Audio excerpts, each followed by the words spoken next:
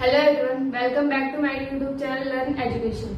तो हमने अपनी पिछली वीडियो में पढ़ा था कि सिंपल इंटरेस्ट कैसे कैलकुलेट होता है और सिंपल इंटरेस्ट के कुछ सम करे थे। अब हम इसमें करेंगे क्या, कंपाउंड इंटरेस्ट।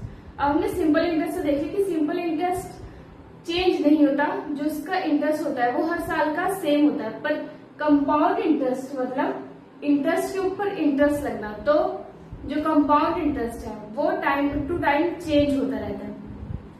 जैसे ये फर्स्ट क्वेश्चन है, Rohit borrowed ₹1 lakh from Sahil at 10% compounded annually 3 years।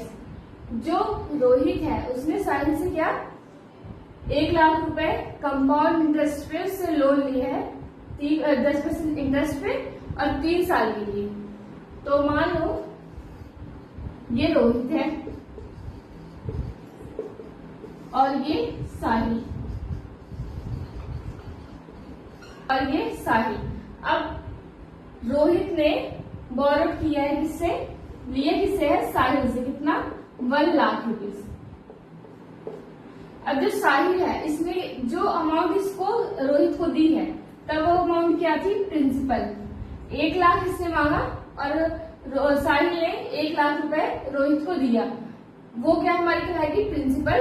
और अमाउंट क्या होगा, जब रोहित 3 साल का इंटरेस्ट जोड़ के साहिल को पैसे वापस करेगा उसे क्या बोलेंगे, अमाउंट। अब जो है सिंपल इंटरेस्ट और कंपाउंड इंटरेस्ट में फर्क क्या है। सिंपल इंटरेस्ट अब ये कंपाउंड इंटरेस्ट है। कंपाउंड इंटरेस्ट में क्या हुआ, मान लो ये रोहित है और ये साहिल। जो रोहित है वो हमेशा साहिल से पैसे मांगता रहता है उधार, और साहिल जो बोलता है अब की बार में तुम्हें सिंपल इंटरेस्ट पे नहीं बल्कि कंपाउंड इंटरेस्ट पे जो है लोन दूंगा, क्योंकि तुम पैसा वापस नहीं करते।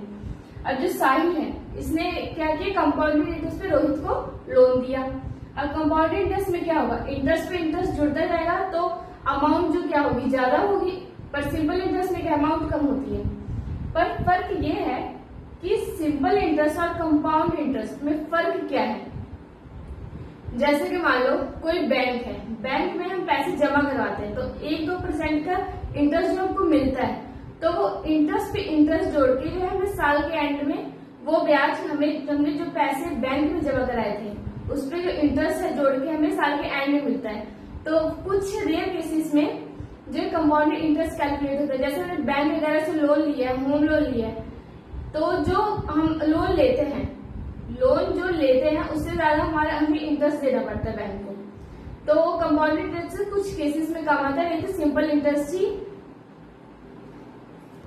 यूज होता है। तो अब हम देखते हैं कि अगर हम यही जो अमाउंट है रोहित और साहिल वाली, रोहित ने साहिल को पैसे दिए इतना, अब हम इसमें देखते हैं कि अगर हम सिंपल इंटरेस्ट पे इस अमाउंट को 3 साल बाद देंगे to वो वैल्यू क्या होगी, और कंपाउंड इंटरेस्ट पे अगर हम ये लोन लेते हैं तो क्या होगी उसकी वैल्यू 3 साल बाद। ये हम करते हैं कंपाउंड और ये करते हैं सिंपल इंटरेस्ट पे।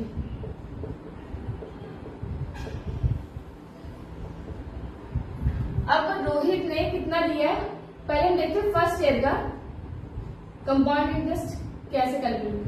अब 1 लाख का 10% फर्स्ट ईयर का हम कैलकुलेट कर रहे हैं, तो 1 साल का हमारे पास 3 चीजें होती हैं। सिंपल इंटरेस्ट में भी हम 3 चीजें कैलकुलेट करते थे, principal, rate of interest and time और अमाउंट। अब इसमें हमें क्या क्या दिया हुआ है, प्रिंसिपल दिया है, रेट ऑफ इंटरेस्ट दिया है और टाइम दिया है, और हमें प्रिंसिपल नहीं पता। तो कंपाउंड इंटरेस्ट में फर्स्ट ईयर का क्या है, 1 लाख 10% कितना हो जाएगा, 10,000 रुपए। तो ये जो रोहित है 1 साल का कितना हो गया इसका, साहिल से जो इसने अमाउंट लिया था उसका इंटरेस्ट कितना हो गया, 10,000 रुपए फर्स्ट ईयर का। अब सेकेंड ईयर का कितना होगा, अब कंपाउंडेड इंटरेस्ट में क्या होगा, इंटरेस्ट पे इंटरेस्ट जोड़ के। तो 1 लाख, तो जो रोहित है वो साहिल को 1 लाख रुपए देगा, और ये फर्स्ट ईयर का इंटरेस्ट कितना है, 10,000, वो भी देगा क्योंकि उसने 3 साल के बाद इकट्ठा इंटरेस्ट देगा। तो फर्स्ट ईयर का कितना इंटरेस्ट देगा, 10,000, और इस पे भी कितना परसेंट लगेगा, 10%। और 1 लाख और 10,000 कितना हुआ, 1,10,000 और इसका 10% 11,000 रुपए। अब फर्स्ट ईयर में कितना देगा 10,000 और सेकेंड ईयर में कितना इंटरेस्ट देगा 11,000 और थर्ड ईयर में कितना देगा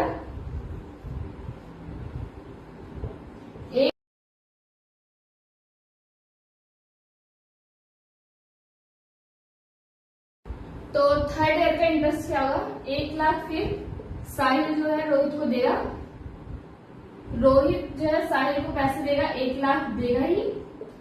और फर्स्ट ईयर का इंटरेस्ट कितना था 10,000, सेकेंड ईयर का कितना था 11,000। तो कितना हुआ 1,21,000। 21,000 में का 10% कितना होगा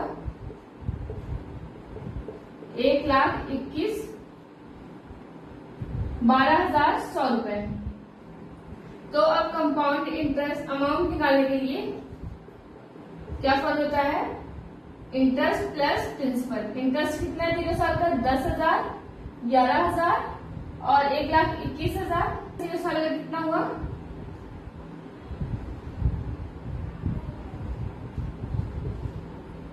33,100 रुपए और प्लस प्रिंसिपल कितना है 1,00,000।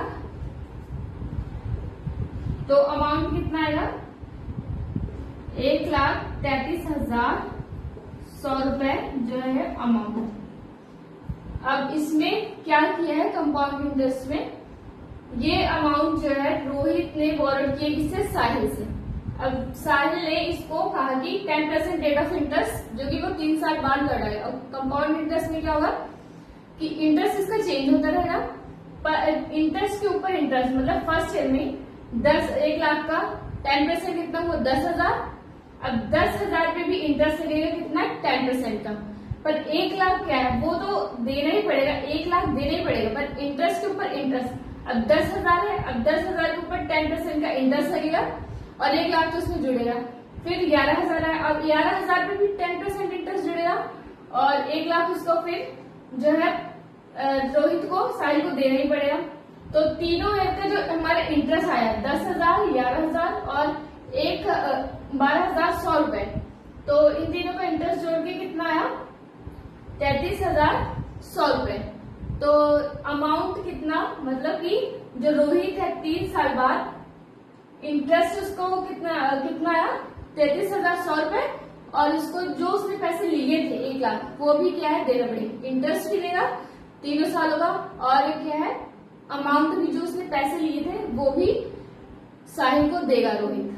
अब सिंपल इंटरेस्ट कैलकुलेट करते हैं। सिंपल इंटरेस्ट में सिंपल इंटरेस्ट का क्या फॉर्मूला होता है फॉर्मूला नहीं है। फर्स्ट ईयर में कितना देगा रोहित जो है साहिल को फर्स्ट ईयर में देगा 1,00,000 का 10% 10,000। फिर सेकेंड ईयर का 1,00,000 का 10%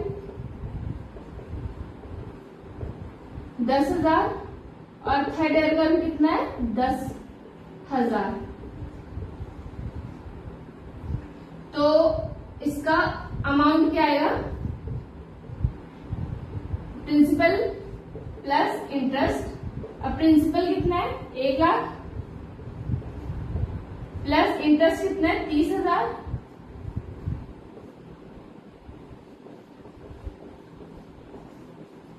तो अमाउंट क्या होगी 1,30,000। अब सिंपल इंटरेस्ट से अगर जो रोहित है वो साहिल को जब 3 साल बाद पैसे वापस करेगा अगर सिंपल इंटरेस्ट से करेगा तो 1,30,000 करेगा टोटल प्रिंसिपल को मिला के और इंटरेस्ट को मिला के। अगर कंपाउंड इंटरेस्ट से जो है रोहित साहिल को पैसे देता है तो कितना पे करेगा 1,33,000 रुपए और 100 रुपए। 1,33,100 रुपए जो है रोहित जो है साहिल को पे करेगा। तो ये दोनों में डिफरेंस है। अब इसमें क्या है इंटरेस्ट सब 3 सालों का सेम पर इसमें इंटरेस्ट जो है बदलता रहता है और इंटरेस्ट दुगना हो जाता है अपने आप का।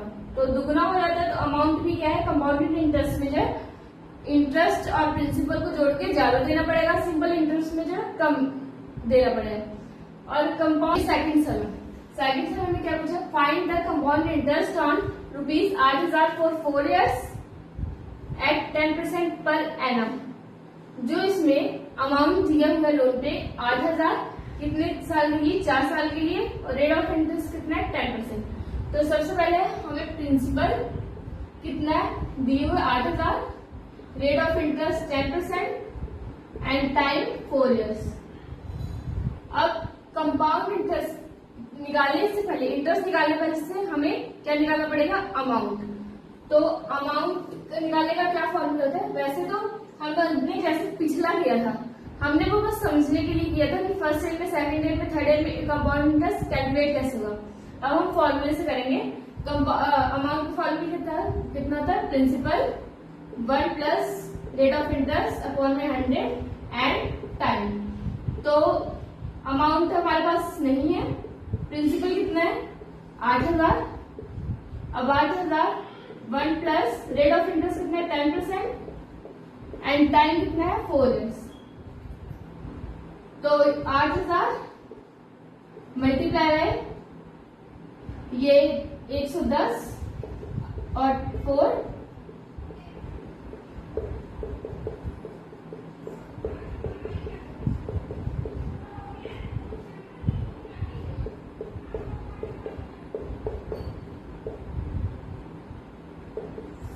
तो ये हमारा क्या आया,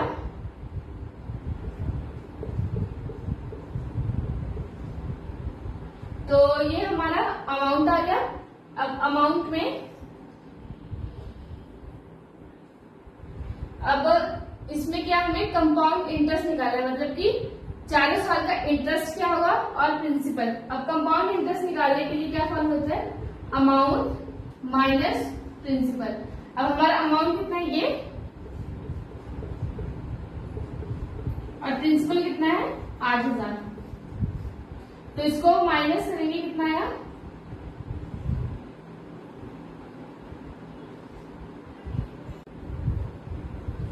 तो ये सब में हमने क्या किया था, पहले हमें 8,000 रुपये दिए थे, 4 साल के बाद कंपाउंडेड इंटरेस्ट से कैलकुलेट करेंगे तो क्या आएगा, रेट ऑफ इंटरेस्ट कितना दिया था 10%, प्रिंसिपल हमें 8,000 दिए, rate of interest 10%, time 4 years।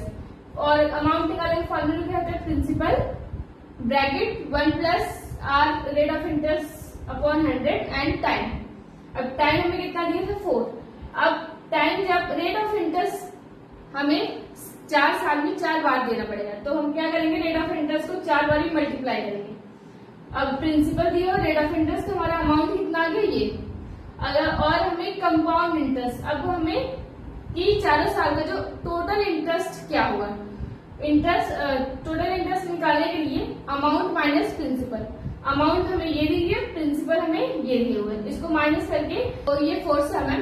अब 4th सम में क्या है, a man deposits ₹3,200 in a finance company for 2.5 साल years at 10% per annum, find the amount he received if the interest is compounded half yearly.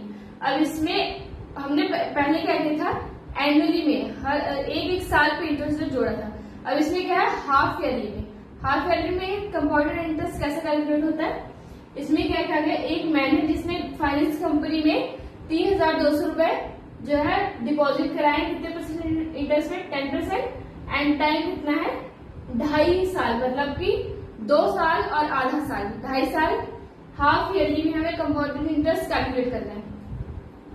तो सबसे पहले हमारे पास इसमें प्रिंसिपल क्या होगा 3,200, और अब जो टाइम है वो कैसे होगा, टाइम है 2 साल में, 1 साल में कितना हाफ ईयर होता है 2, 6 महीने, तो 2 हाफ ईयर होते हैं, 2 हाफ ईयर इसमें, और दूसरे साल में भी 2 हाफ ईयर, और आधा मतलब 1 हाफ ईयर, तो कितना हुआ 5 हाफ ईयर। अब जब हम हाफ ईयर निकालते हैं तो हमारा जो रेट ऑफ इंटरेस्ट है, मान लो हमें किसी को 1 साल में 10% का इंटरेस्ट जोड़ के, हमें अमाउंट प्रिंसिपल में जोड़ के किसी को देने पैसे, तो अगर हमें हाफ ईयर में, तो हमारा जो रेट ऑफ इंटरेस्ट है 10% का, वो कितना हो जाएगा 5%, मतलब रेट ऑफ इंटरेस्ट आधा हो जाएगा। तो रेट ऑफ इंटरेस्ट कितना हो जाएगा, यहाँ पर 10% है, तो इसको हम 2 से डिवाइडेड करेंगे, कितना आएगा 5% जो है हमारा रेट ऑफ इंटरेस्ट हो जाएगा। अब इसमें प्रिंसिपल अमाउंट का फॉर्मूला लगाएंगे, principal 1 plus rate of interest 100 and time कितना है, टाइम जो है हमें कितना दिए हुए है 5 साल, मतलब 5 हाफ ईयर। तो इसमें प्रिंसिपल कितना है हमारे पास 3200 रुपए और 1 प्लस रेट ऑफ इंटरेस्ट कितना है 5%, टाइम कितना है 5%। 105 और इधर 100 कितनी बार लिखेंगे 5 बार।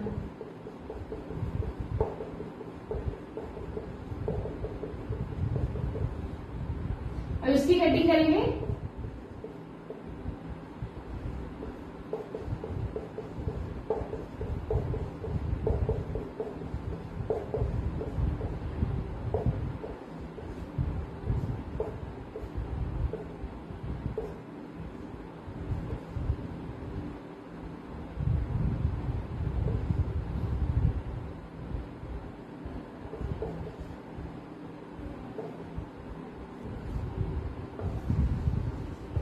तो ये हमारा क्या आ जाएगा अमाउंट। अब इस समय हमने क्या किया है, डिपॉजिट कितना किया है मैंने, किसी पर्सन ने 3200 रुपए और जो रेट ऑफ इंटरेस्ट है 10% है और टाइम क्या है 2.5 साल है। 2.5 साल में कितने हाफ ईयर होंगे 5 हाफ ईयर।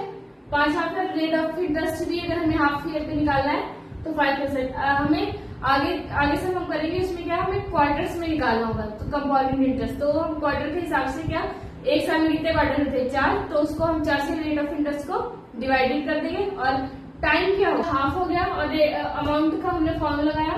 अमाउंट में अगर हमें ये 5 ईयर्स दिए हुए तो हम 5 तक कैलकुलेट कर सकते हैं, पर हमें कभी कभी 16 साल 16 महीने 18 महीने का अगर कंपाउंडिंग इंटरेस्ट कैलकुलेट करना है तो इसमें क्या हम लॉगरिथम का यूज करेंगे और उससे हम कंपाउंडिंग इंटरेस्ट को सॉल्व करेंगे, वो हम आगे करेंगे।